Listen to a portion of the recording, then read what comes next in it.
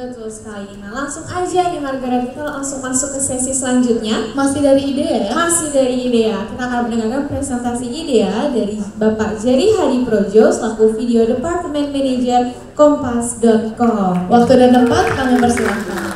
Halo, selamat siang semuanya.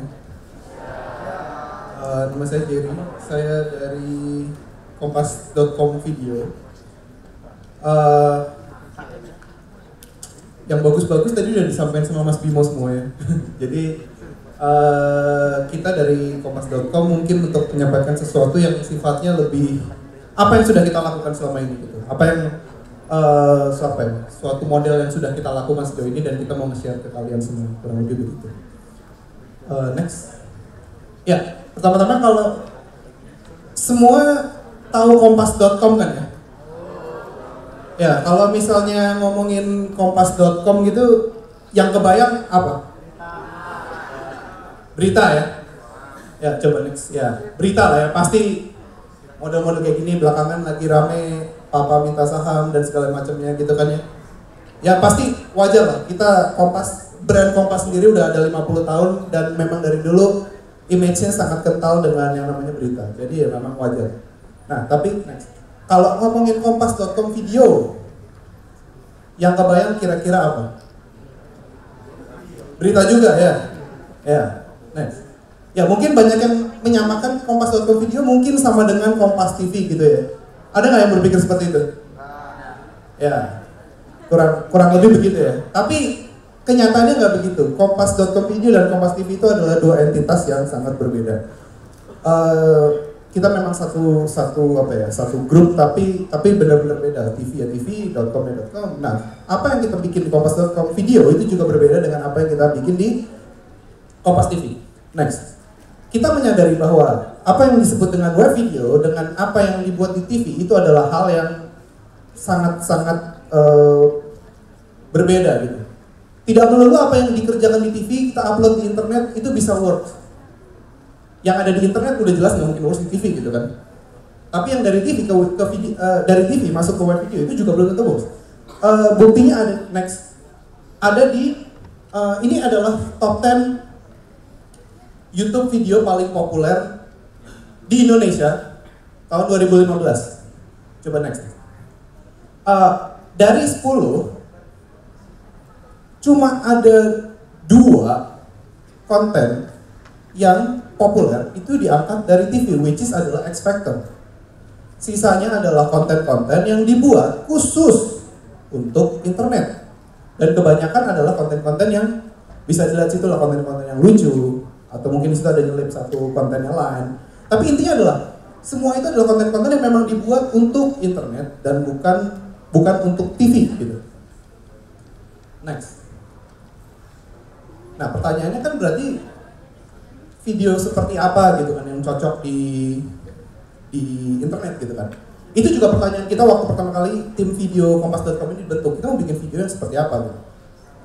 Lalu mikir segala macam, hasilnya ini, kita dapat kata-kata kunci ini. Jadi setelah mencari tahu kesana kemari, riset sana sini, kata-kata kuncinya yang video-video yang laku di internet, video-video yang dicari oleh orang di internet adalah video-video yang memiliki karakteristik seperti ini: inspiring, relatable, helpful, capture moment, humor, comedy, light, entertaining, hip, shareable, dan punya wow factor. Kebanyakan video yang laku dan banyak video yang viral di internet itu punya karakteristik seperti ini. Maka dari itu, Kompas.com akhirnya mencoba membuat sebuah brand sendiri yang hasilnya bisa dilihat di trailer kita ini.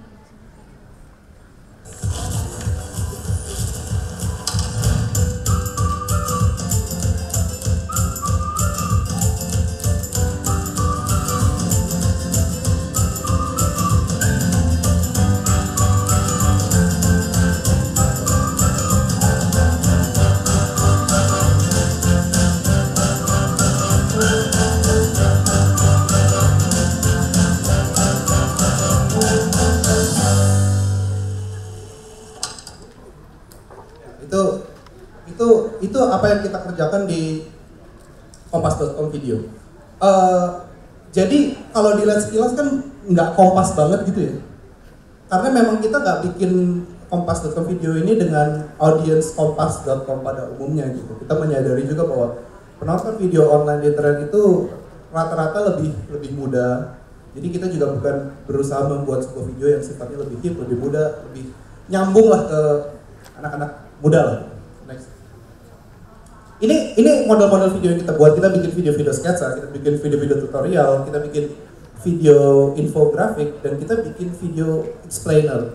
Explainer itu seperti apa? Mungkin saya bisa tunjukin satu sedikit aja. Ini video explainer. Udah tahu dong kalau nilai tukar dolar sekarang naik, dolar naik, otomatis harga-harga kebutuhan sehari-hari juga ikut naik. Tapi nggak usah panik.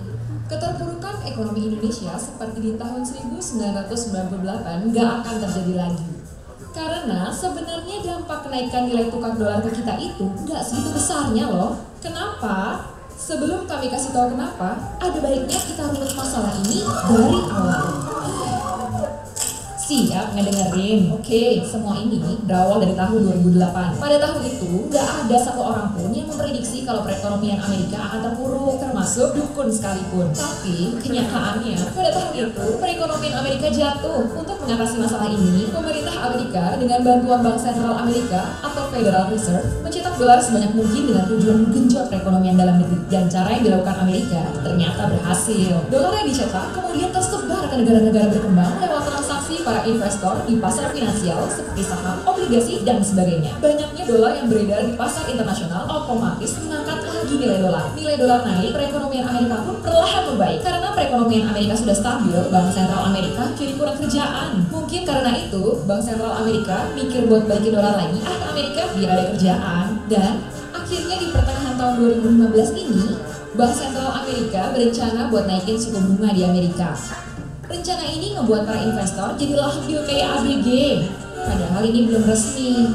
Tapi minim resiko yang ditawarkan oleh pasar modal di Amerika, dan demi mendapat nilai suku bunga paling rendah, para investor pun akhirnya beramai-ramai nukerin uang mereka ke dolar lagi.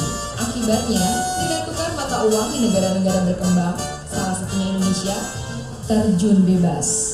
Naiknya nilai dolar di Indonesia juga habis. Nanti bisa lihat di video.kompas.com. Ya, next.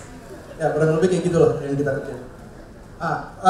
Pertanyaannya kan kalau misalnya kita bikin kayak gini, kemudian kan ya duitnya dari mana gitu? Masa kita buang-buang duit cuma untuk bikin kayak gini kan pasti, apalagi di perusahaan kayak Kompas kan nggak mungkin kita cuma ngebuang duit buat bikin video aja gitu kan. Pasti kan harus ada returnnya, pasti harus ada pemasukan, pasti harus main, itu kan pertanyaannya. Nah, jadi kalau di kompas.com ada 4 cara yang kita lakukan. Sorry, sebenarnya 3, tapi satu lagi teoritis. Jadi ada 4 cara yang kita lakukan untuk bikin dapat duit di internet gitu. Yang pertama, iklan. Sebelumnya di disclosure dulu ya. Sebagian besar yang namanya dapat duit dari internet pasti melibatkan iklan. Jadi ya jangan harap bisa lepas dari iklan lah gitu. Pasti ada iklannya. Nah, iklan yang saya maksud di sini sebenarnya adalah iklan-iklan yang sifatnya lebih tradisional. Seperti misalnya, ya kalau di YouTube di depannya ada pre-roll gitu kan ya, yang iklan beneran ditempel di depan video kalian gitu kan. Terus ada juga ya yang kayak gitu tuh ditempel di bagian bawah situ, kalau diklik nanti kalian dapat duit. Kalau pre-roll kalau ada yang nonton kalian dapat duit gitu. Cuman setahu saya sih, mungkin nanti Om Dennis bisa jelasin lebih dalam kali ya, yang kalau di Indonesia sih, setahu saya pre-roll itu dapatnya buat creator sih nggak sebanyak itu, bener nggak? Bener nggak? Ya, kayaknya sih kalau dari pre-roll sih belum sebanyak itu lah gitu. Kalau PewDiePie gitu mungkin bisa hidup lah dari beginian gitu ya, nonton dari jutaan sebulan. Kalau dari kita sih, setahu saya sih belum hidup banget lah kalau dari kayak gini. Kita harus ada cara lain yang kita lakukan untuk dapat duit dari iklan. Misalnya, sponsor konten, ini tadi udah dijelasin dikit sama Mas Harendimo, saya mau ngasih contoh lebih lanjut lagi. Intinya adalah konten kita punya konten, udah banyak, itu di sponsorin. Misalnya seperti ini contohnya, ini 30 Rock, ini punya sponsor konten yang paling keren, ini TV sih, tapi keren banget. Lihat sebentar aja nih. To use the show to sell stuff? Look, I know how this sounds. No, come on, Jack. We're not doing that. We're not compromising the integrity of the show to sell. Wow, this is diet Snapple? I know, it tastes just like regular Snapple, doesn't it? You should try pomegranate. It's amazing. I only date guys who drink Snapple. Look, we all love Snapple. Lord knows I do, but focus here. Kayak gitu. Itu keren banget sih. Ya itu konten. Lalu berikutnya adalah konten marketing. Ini kita lakukan juga di kompas.com. Ini mungkin sebenarnya ini yang tadi Mas Bimo itu udah jelasin juga. Biasanya sih yang ngerjain ini sebenarnya agency ya. Cuman kalau di kompas.com ini juga kita lakukan. Jadi kita bikinin marketing buat brand itu dalam bentuk video konten. Kita udah jalan beberapa kali ini. Contohnya Amerika Telkom sama Smartfren. Modelnya sih semuanya sebenarnya kayak konten, cuma ujung-ujungnya juga jualan, tapi depannya ada ya semacam ceritanya lah. Kita bikin judul-judul yang seperti itu lah. Tapi ya, pada akhirnya sih ujungnya jualan juga. Nah itu biasanya ini terjadi kalau klien udah ngeliat kita bisa melakukan sesuatu, terus dia mau bikinin dong semacam itu gitu. Yang akhirnya ya udah kita kerjain juga ya. Pada akhirnya kita jadi kayak PH dikit gitu sih. Cuman ya itu kenyataannya. Next, yang terakhir adalah paid subscription. Tadi kan ada pertanyaan. Kalian capek atau enggak ngeliat iklan ya di konten kalian gitu. Nah, kita semua sebenarnya capek ngeliat iklan. Nah, tapi kalau misalnya kalian nggak mau ngeliat iklan, berarti pilihan lainnya adalah bayar. Bener nggak? Kalau nggak kan kontennya kan nggak dapat, konten creator nggak dapat duit kan ini gitu. Nah ini yang saya bilang tadi teoritis ya, karena ini belum terjadi di Indonesia. Di luar negeri sih udah ada yang namanya, coba next mas. Ada YouTube Red, ada Vessel. Ini kan semua yang berbayar. Tapi di Indonesia belum terjadi gitu. Nah pertanyaan saya sebenarnya ke kalian tuh, kalau di Indonesia ada yang berbayar tapi nggak ada iklannya, kalian mau bayar nggak? Nggak mau ya? Sedih banget. Ya udah, oke deh. Terima kasih loh. Ya pokoknya intinya dari kalau pesan dari saya sih, bikin dulu aja sebanyak-banyaknya, bikin konten sebanyak-banyaknya, bikin konten sebagus-bagusnya. Nggak usah pikirin jualannya dulu, tapi ya bikin konten yang bagus, sustainable, dan pada akhirnya berharaplah bahwa yang namanya duit itu akan datang dengan sendirinya. Keep on creating. Thank you.